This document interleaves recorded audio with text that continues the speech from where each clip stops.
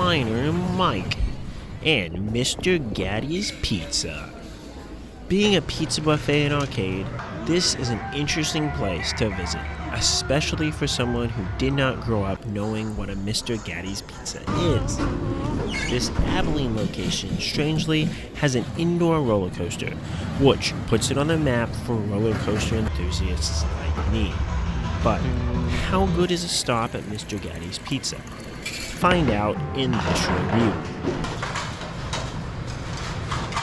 Mr. Gatti's Pizzas takes its roots from a retired Air Force lieutenant colonel who opened a pizza and burger place in Stephenville, Texas. After a few years, the couple moved to Austin, Texas, where they began opening similar restaurants. The name comes from his wife's maiden name, Gatti. So it is ironic that Mr. Gatti's Pizza was not really started by a Mr. Gatti.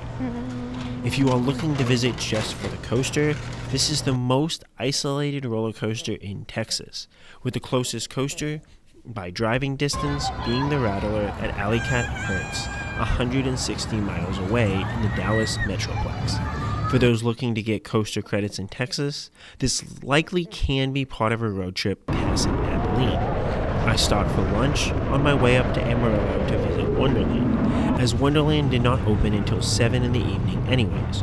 Or this could even be a day trip from Dallas or Austin, if you just really wanted to get this coaster credit. Driving through Abilene to get here wasn't too bad after you got off of I-20. However, you will want to know that you need to enter the parking lot off of Buffalo Gap Road. Your directions might try and take you through the Bank of America parking lot, and although you might be able to actually go this way if you have to, that way has some tight turns as you're not really meant to do that. Although the history plaque claims commitment to food quality at Mr. Gatti's, the pizza and offerings were standard for a subpar pizza buffet. After driving 5.5 hours to get to Mr. Gatti's in Abilene, I was super excited to have a drink and enjoyed the heck out of being able to drink unlimited soda on the buffet. Even if my Thai wife gets mad at me for focusing on drinks instead of the food at buffets. There, strangely, was not any place to put my cup when I went to the arcade, though, so I just had to leave it on a table and then go back to find it and hope it was still there. The pizza did seem to have a unique aftertaste, and many older locals seemed to be in the restaurant strictly for the lunch buffet. So people were obviously enjoying the food. If the pizza was fresh out of the oven, this seemed to make it a lot better. And I did enjoy the thin crust much more than the regular pizza.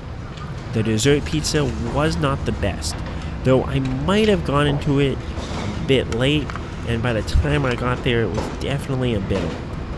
There was also just a weird crust on the apple pie pizza that made it not too appetizing, which is a bummer, as the dessert pizza at Cici's in most places is normally one of my favorite parts. As for similar pizza buffets that I've been to, I'd say the quality of Cici's is better overall, but this is probably better than the pizza at Incredible Pizza. So, not great, but a solid pizza buffet that hopefully is enjoyable. To enter at the Abilene location, you are required to purchase the buffet and a drink.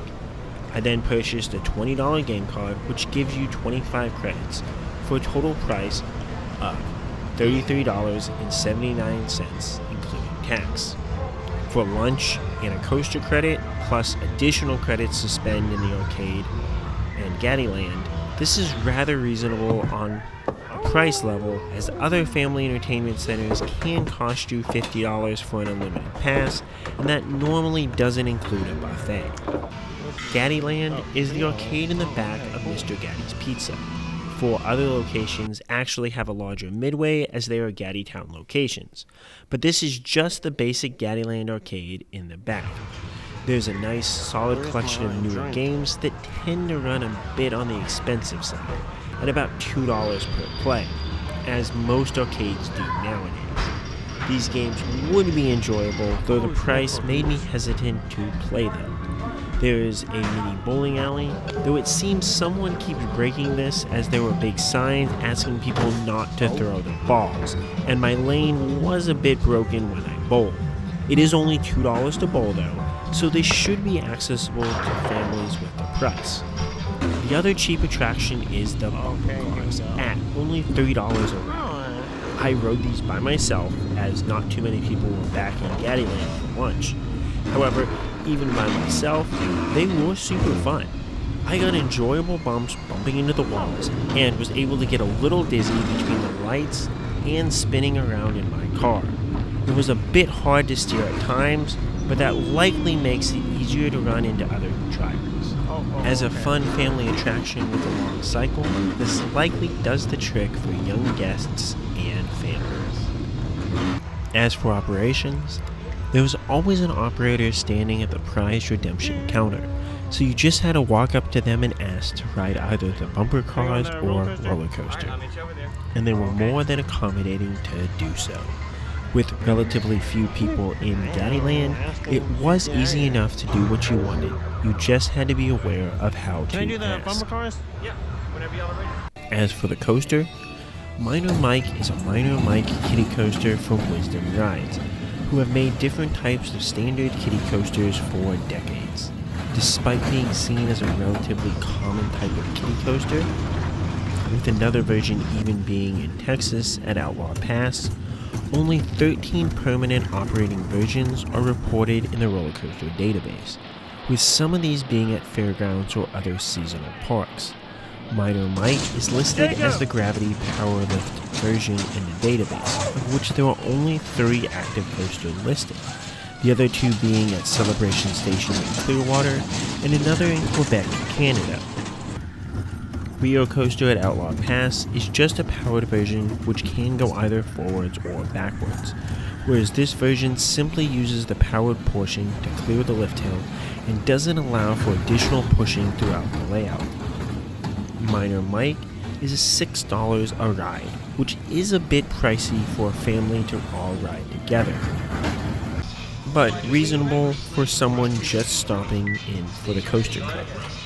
I am a fan of being able to do attractions as many times as I'd like, such as an all-you-can-play pass. But it seems that Gattiland and the coaster here just don't get enough traffic to justify running it more. Even birthday packages offer unlimited bumper cars, but not unlimited rides on the roller coaster. So, even if it is not super affordable, I'll gladly take some place having a roller coaster over not having one at all. This coaster starts off by going up what is essentially a lift hill. Then you drop down a small turning drop which does not do too much as a small kiddie drop. If you're towards the back of the train, you do get a small kiddie drop feeling here. So it still isn't a lot, even for the drop. Then you go over a bunny hill. With a bit more size or speed on this coaster, you could have a decent bunny hill, but it is a bit too drawn out to offer great forces. Though, with your hands up, you might be able to get a small rocking sensation over this hill. Nothing close to airtime, but you could get that nice rocking sensation that other kiddie coasters have. This could depend on seat placement, as I got little in the front row, but a bit more towards the back, and I imagine it probably actually hits the best more towards the middle of the train. The best part of this coaster should be the laterals through the station. Similar small kiddie coasters like Star Force Orbiter at Tomfooleries or Rio Coaster at Outlaw Pass offer decent laterals throughout the station. There are some on Minor Mike, but they are relatively weak in comparison to these other kiddie coasters, so this is not a great moment of laterals. If you're towards the back of the train, you will lose a lot of speed by the time you hit this turn, meaning that you'll essentially get no laterals. Then, in kiddie coaster fashion, you complete the course many times before ending your ride in the station. Overall, how good is Minor Mike? Despite how hard it is to reach, This is only a subpar kiddie coaster without any nice hidden forces. I place it right behind Wacky Worm at the Houston Rodeo. This version offered solid speed and forces throughout the Wacky Worm layout that made it more enjoyable than others that I've experienced. And I rank Minor Mike right ahead of Green Tea Worm at Hidden Village. This powered Wacky Worm offered some nice speed around its helixes, giving it a slight edge as not the worst roller coaster in Thailand, though the helixes have since been removed since Hidden Village just likes being the worst at things. Overall, how good is Mr. Gatti's Pizza? Mr. Gatti's Pizza does the job as a not too expensive pizza buffet with an arcade in the back. But as an amusement park, it lacks both variety and beauty to make it something more. I do place it ahead of San Antonio's Incredible Pizza though, mainly because I was dissatisfied with the pricing options where I went, though I believe this has been changed with their most recent special offerings, as well as ahead of a few other FECs that I've been to that are a bit more on the expensive side. It would be nice if more affordable options for playing were available at Mr. Gatti's, especially for families, as prices could add up quickly with multiple people. But I should just be satisfied that this location has a roller coaster at all. How good do you find the food at Mr. Gatti's Pizza? Do you feel the Abilene location offers a nice mixture of attractions? Let me know, and as always, Cup Kun Krap.